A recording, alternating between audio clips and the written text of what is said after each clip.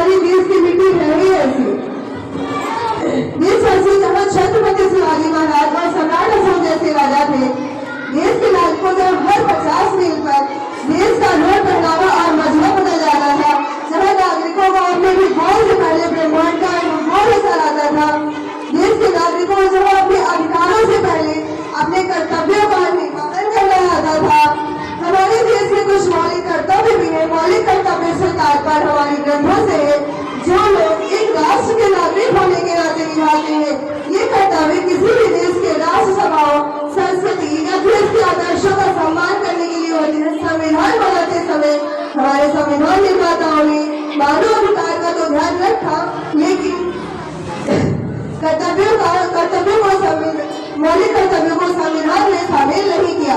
सन 1976 में संघवासी समिति का गठन किया गया। इस समिति की सिफारिश पर सन 1976 में 42वें संविधान संशोधन द्वारा 10 मौलिक कर्तव्यों को जोड़ा गया। 10 मौलिक कर्तव्यों को जोड़ा गया। 24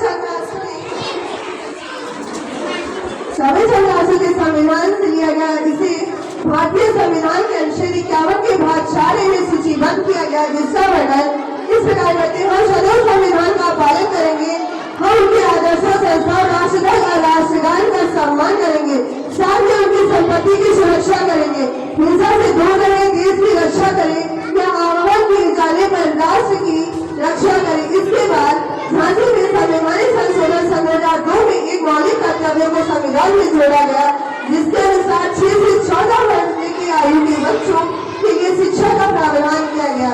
इस पर सर्वोच्च न्यायालय में मौलिक कर्तव्यों में अपना पक्ष व्यक्त किया गया। सर्वोच्च न्यायालय के रघुनाथ मिश्र वादी ने सन 2003 में कहा कि मौलिक कर्तव्यों को सामाजिक प्रतिबंधों, कानूनी प्रतिबंधों द्वारा लागू किया जाना चाहिए। इसके साथ साथ हमारे धार्मिक ग्रंथों जैसे श्रीमद् भागवत गीता ने कहा है कि कर्मणि वादी कर्मणो फलेषु कदाचन मा कर्म फले में भूर्मा षण्मुख अस्त कर्मणि, अर्थात हमारा अधिकार हमारे कर्म और कर्तव्यों पर। मौलिक कर्तव्यों को देश की 5वीं कर्म शक्ति कहा गया है। मैं आज देश के युवाओं का आह्वान करती हूँ, जो आज देश में सबसे बड़ी शक्ति है, वो आगे आए और अपने देश के प्रति कर्तव्यों का निर्वहन करे। कि उठो जवानों देश की वसुंधरा पुकारती, कि उठो जवानों देश की वसुंधरा पुकारती, पुकार का है देश है पुकार की मां भारती, पुकार का है देश है पुकार की मां भारती। युवा कौशल से प्रत्याशी हम अपने अनेक कर्तव्यों हमें मिले विकसित गुरु भारत हमारे प्रेरणा स्रोत स्वामी विवेकानंद जी ने कहा है, यदि देश में कर्तव्यनिष्ठ और ऊर्जावान युवा मिल जाए तो देश की दिशा और दशा दोनों बदल सकती है। ऐसे में हम सब खड़े हैं अपने कर्तव्यों का निर्वहन करके भारत को फिर से विश्व गुरु बना सकते हैं। बस आवश्यकता है कि तकनीकी जानने वाला युवा अब्दुल कलाम बने।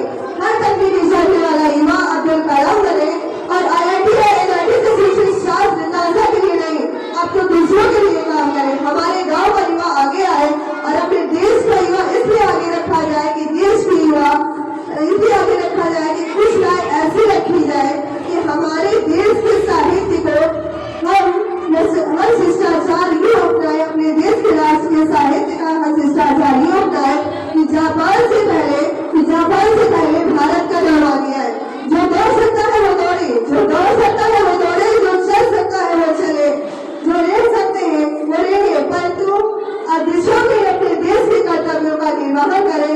अंत में मैं आप सबसे आग्रह करना चाहूंगी कि आज हम सब मिलकर ये शपथ लें कि हम अपने मौलिक कर्तव्यों का निर्वाह उचित रूप से करेंगे। और मैं अपनी वाणी को विराम देना चाहूंगी। जय हिंद, जय भारत।